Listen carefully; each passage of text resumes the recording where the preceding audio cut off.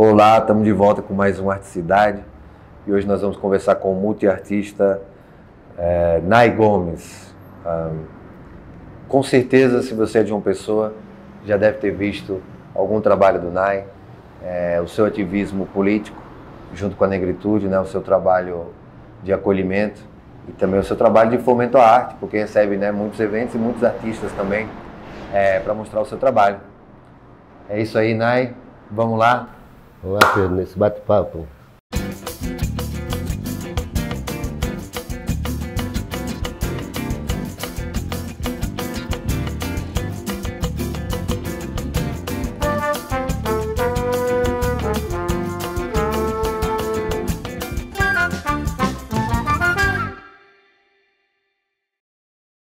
Bom, Nai, foi você que falou que a arte é a maior ferramenta de transformação social. Nesse ponto a gente já percebe de cara que o seu trabalho ele é estético, ele é uma exploração da sua parte, uma expressão, mas é também um trabalho político. Você se coloca já dessa forma primordialmente. Então vamos falar um pouco sobre isso, sobre como que a arte vem para trazer beleza na tua vida e também para ser a tua luta. Primeiro eu digo a seguinte coisa, que nós artistas somos artivistas. Né? Artivistas. Nós somos artivistas. E arte é política, né? Porque política é diálogo. Aqui estamos já começando a praticar a verdadeira política, que é o entendimento comum. Desenvolvimento. Né? E o Ateliê Multicultural, ele fala exatamente disso, da minha origem, né? Porque eu sou um artista preto, periférico, do bairro mais antigo, um dos bairros mais antigos de João Pessoa, que é o bairro de Cruz das Armas, né? Que tive uma infância muito rica, no sentido de calor humano, de humanização, e tinha um grande diferencial que se perdeu com o tempo de hoje, né? Com a tecnologia, que é as habilidades específicas de fazer seus próprios brinquedos, de aproveitar os quintais, né? Hoje, em relação ao passado, você acha que havia então uma presença maior, assim, o momento presente era mais explorado pelas pessoas? Também com tanta informação acaba como fazer, não é? É porque a gente se depara com uma questão. Nós não somos educados para amar. Nós não somos educados para respeitar a mulher. Né? Esse formato de educação um formato de muita imposição. Né? Nós não podemos associar educação com imposição, nem muito menos amor com imposição. Né? Eu acho assim que, quando eu falo que eu venho de uma família de muito calor humano, porque tinha um olhar diferenciado para cada um. Por exemplo, minha mãe criou 6 filhos sozinha, né? Mas 6 filhos, mas aí ela tinha uma comunicação específica com cada um. Uma grande guerreira. 6 filhos. Guerreira. Minha avó também teve 6 filhos. Foi. 6 filhos. Aliás, a minha família é assim, todos multiplicaram muito, né? Minha mãe, filha única, teve 6 filhos, 16 netos, já tem 3 bisnetos. E agora ela está menininha com 86 anos, né? É aí que entra esse tema atual. E o tema atual, né? Porque não adianta você transformar só fora. Essa transformação tem que acontecer dentro de você. Né? Nós artistas, a gente não pinta só para enfeitar. Né? Quando a gente produz, faz uma produção cultural, não é simplesmente de promover pão e circo. É um ato político, é um ato existencial e principalmente de unidade humana. Né? Você está abordando um tema comum e ali atrai um grupo, e a partir daquele grupo que chega... A criação do sensação de pertença, né? Isso, que é muito Isso é muito importante para o ser humano. Então, falando em pertença, a gente consegue então voltar aqui um pouco para falar de família. Isso. E considerando que a gente sabe que mediante uma situação socioeconômica frágil, a possibilidade de que haja uma destruturação familiar é muito grande, né? E aí estão os dados do nosso país para mostrar essa carência.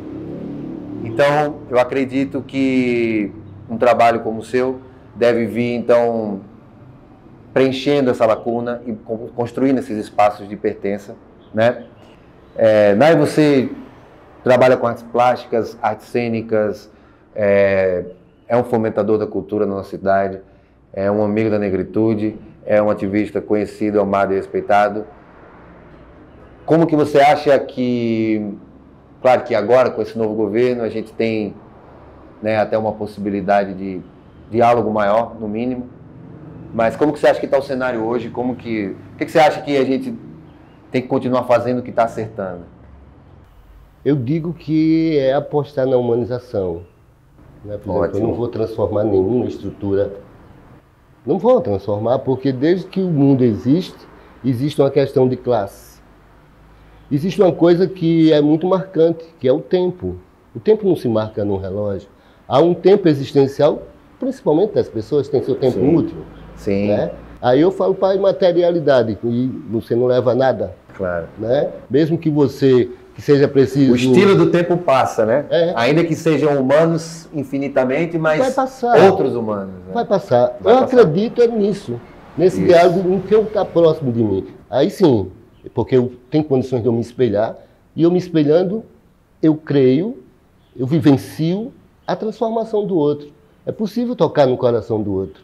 Eu não vou cobrar de um gestor que vá tocar no coração de toda uma população, mas que ele seja pelo menos um bom espelho, né? Que ele seja um incentivador do respeito humano. Né? Porque ele, como gestor, ele está ali porque os humanos voltaram. Então, assim, o que eu espero é, no mínimo, que ele seja humano. Pense na fisiologia, né? Na fisiologia humana. Como é que eu vou me alimentar? Eu digo assim, quando eu estou me alimentando, é impossível não pensar em outras pessoas que não estão tendo essa oportunidade. A caridade é quando a força flui do mais forte para o mais fraco. É uma tendência natural, né? Como um rio que tem um fluxo forte e de repente ele encontra ali um leito, um espaço, um trecho, e ele vai preencher aquilo tudo de água, né? Então... Eu vejo a caridade, mas a caridade é para ser feita sem ver a quem. Então não é uma questão de classe. Com certeza. Eu conheço pessoas milionárias, ricas, que precisam de caridade. Isso é aquele ponto que a gente estava falando mais cedo sobre como a questão dessa carência estrutural, seja do afeto, seja o afeto consequente da questão socioeconômica, é realmente uma coisa que sobrepassa a negritude, sobrepassa até mesmo as questões de pertença identitária, porque é realmente uma carência nacional, né? Existe uma lacuna de dignidade mundial, com certeza. Né? É mundial. Olha só, tem uma estatística que fala assim que 90% da população mundial são filhos não esperados. São filhos Imagina já chegar assim, né? Imagina. Não é uma questão só de Brasil. Geralmente os pais não escondem isso também, eles comentam. Eu não esperava você. Termina sendo tudo vítima. É porque existe hormônios. Isso é incrível, isso é incrível. Os hormônios existem para isso.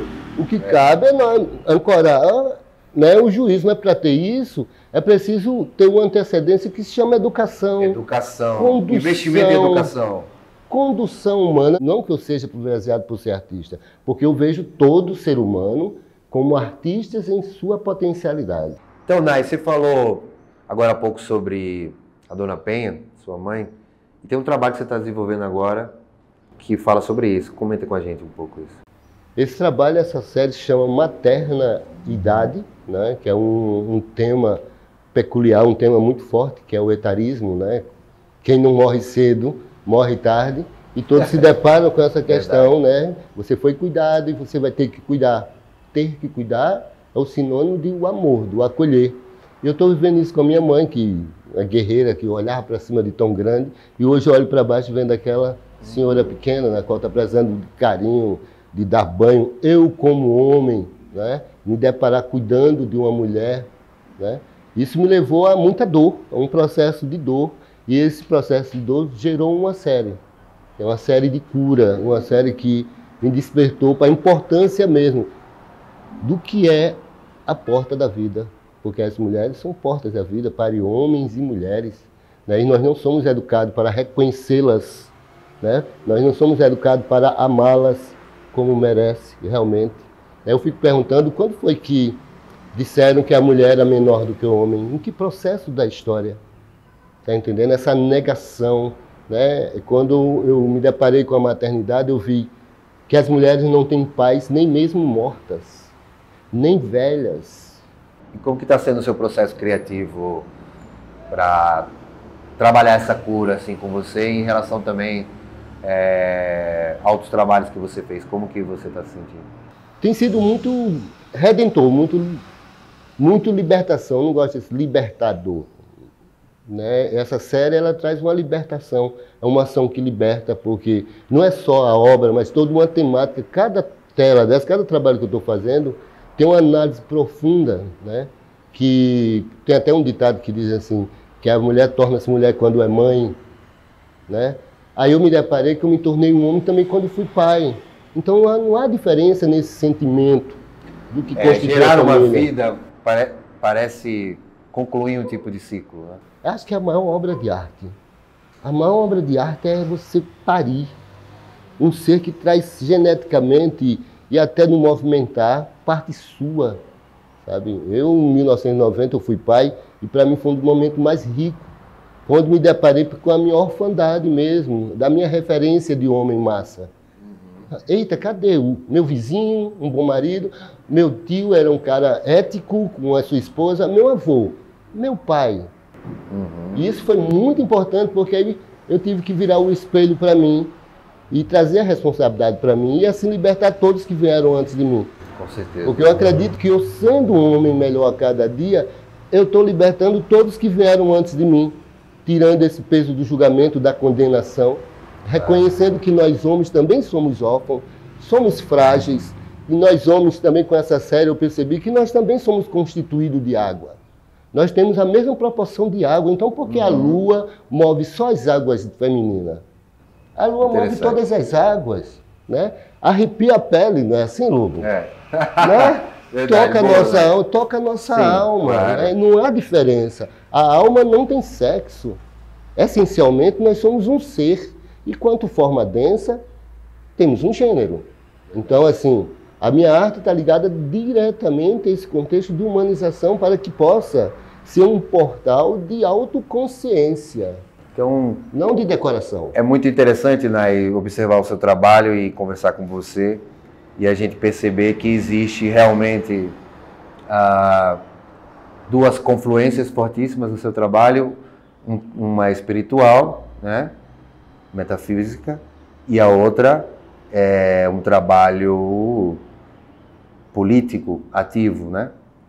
Então você tem esse trabalho, né, com a maternidade, com essa observação da feminilidade como objeto. Mas é muito interessante também que você, ao mesmo tempo, é a mesma pessoa que faz as performances de protesto, né? E as pessoas estão vendo aí agora aí as imagens, podem dar uma sacada. Como que é... Você tem no seu trabalho esse amor que acolhe e educa, mas também você tem um pulso que mostra a desolação e a dor. Nós somos ativistas, nós temos uma responsabilidade, nós somos referências, né? Eu, como venho de um bairro periférico e como negro, eu tenho uma responsabilidade imensa, sabe, em fazer com que acredite no processo do artista, né? Que realmente a arte, ela transforma. A arte também é uma ferramenta de educação, também é uma ferramenta de humanização e também de espiritualização, por que não? Exato. A arte é a maior ferramenta de transformação. Frase de Nai Gomes. A gente volta daqui a pouco.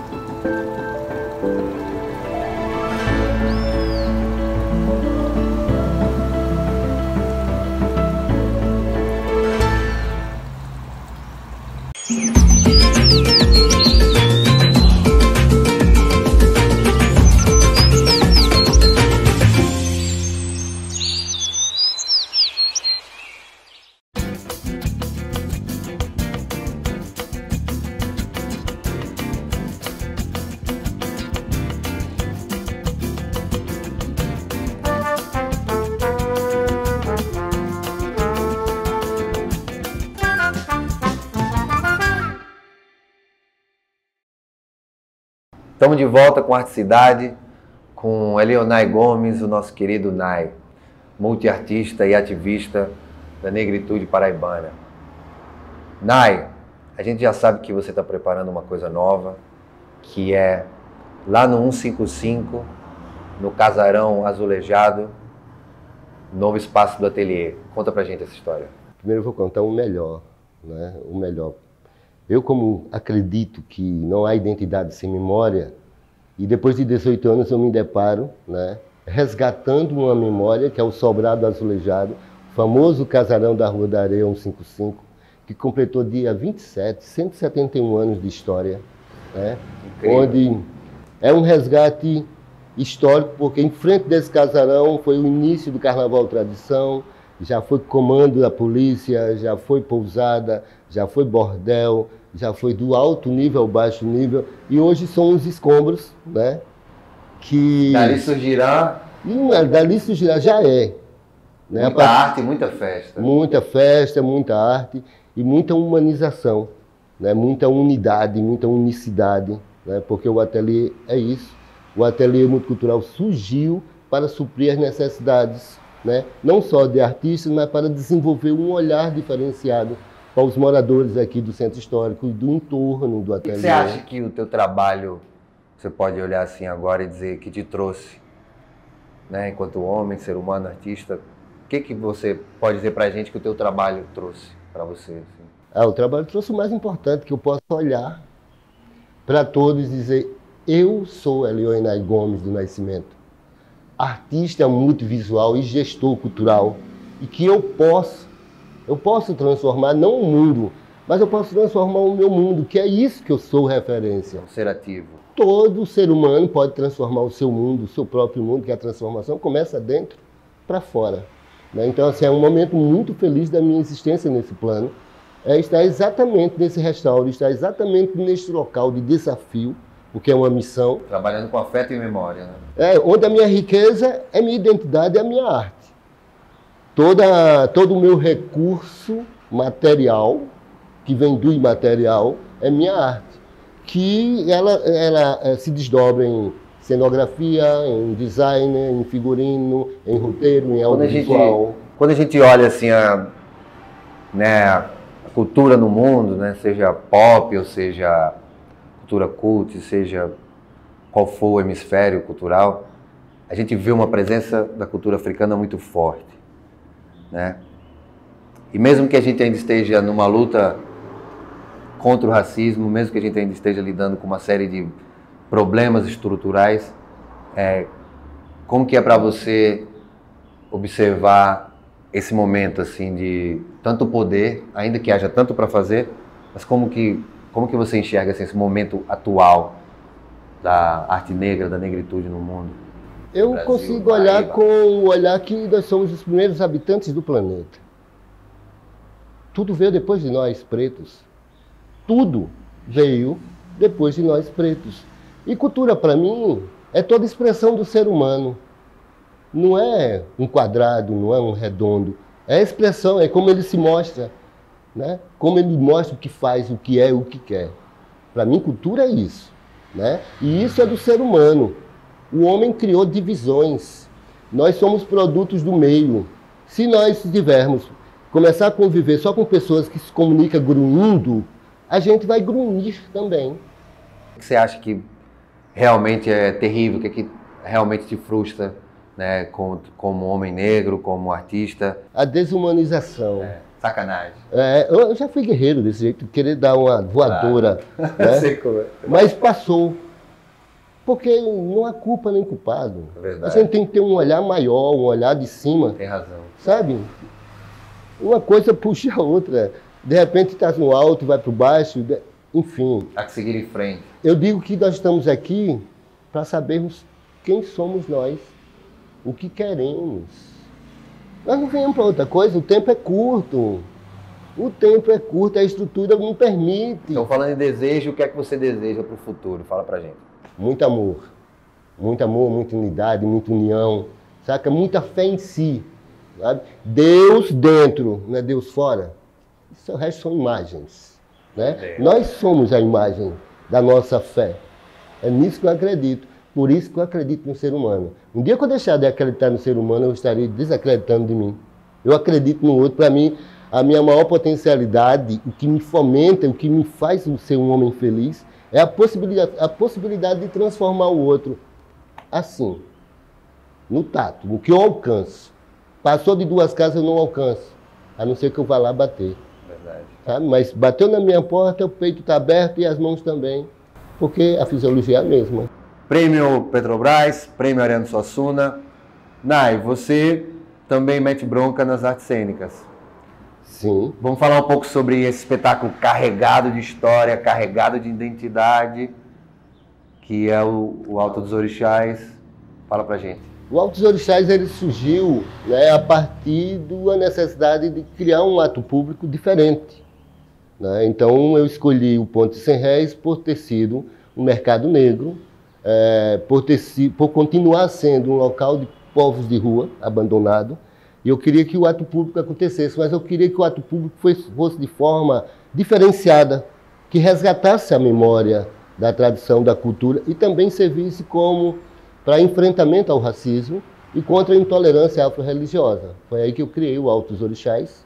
Cada ano é uma temática diferente, usando os arquétipos, né, da cultura afro-religiosa, mas trabalhamos sempre com temas atuais. Vou te pedir para dar um recado, então, para todo mundo que está nessa luta amorosa e conflituosa, potente da arte, né? Para todos os artistas, iniciantes ou não, dá um recado aí para eles. Vou dar um recado fundamental. Somem comigo nesta campanha do Sobrado Azulejado. Isso aí. Né? Ateliê Multicultural Vivo. O ateliê não é à toa que é o quilombo urbano da Paraíba. É um espaço de promoção da igualdade, tem site, da justiça, página no Instagram, alguma coisa para falar? Do meio ambiente, da humanização. O Instagram, meu endereço no Instagram, quem quiser conhecer o ateliê, um pouco do ateliê, né? Ateliê _ multicultural. Ou então conhecer algo desse artista, particularmente, nai.gomes65. Né? Então, assim, somem. Venham aqui adquirir uma obra de arte, eu estou disponibilizando todo o meu acervo.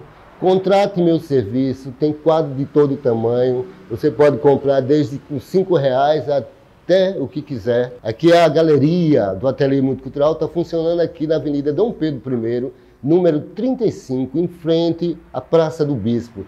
E o casarão é lá na Rua da Areia, 155, Sobrado Azulejado, nosso quilombo urbano. Meu coração já está aberto. Só precisa agora abrir as portas desse ateliê. Vem comigo nessa campanha. Valeu, Nai. Muito obrigado pela sua presença aqui. Esse foi mais um Articidade. E logo, logo a gente está de volta com mais arte e cultura aqui em João Pessoa. Valeu.